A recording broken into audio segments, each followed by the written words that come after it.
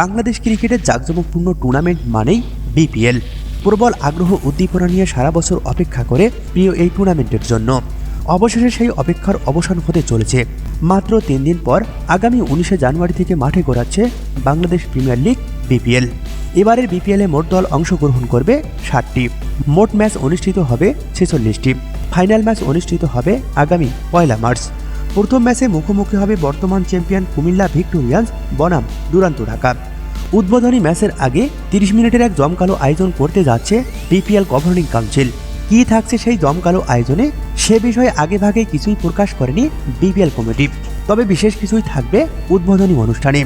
এই টুর্নামেন্ট শুরুর আগে বড় মাপের উদ্বোধনী অনুষ্ঠান করতে চেয়েছিল বাংলাদেশ ক্রিকেট বোর্ডের বিপিএল গভর্নিং কাউন্সিল। তবে জাতীয় সংসদ নির্বাচনের পর বিপিএল অনুষ্ঠিত হওয়ায় যেমন পর্যাপ্ত পরিমাণ নিরাপত্তা নিশ্চিত করতে পারেনি আয়োজকরা, তেমনিভাবে খুব কাছাকাছি সময় প্রস্তাব দেওয়া শিল্পীদের সাড়াও পায়নি আয়োজক কমিটি। তাই বড় ধরনের উদ্বোধনী অনুষ্ঠান থেকে সরে আসছে বিপিএল গভর্নিং কাউন্সিল। সেই সাথে এবারের বিপিএলে থাকছে উন্নত মানের ব্রডকাস্টিং, ডিআরএস সহ নানা আধুনিক প্রযুক্তি। ফলে আগের আসরগুলোর তুলনায় এবারের টুর্নামেন্ট হবে সবচেয়ে জাঁকজমকপূর্ণ এবং যুগোপযোগী।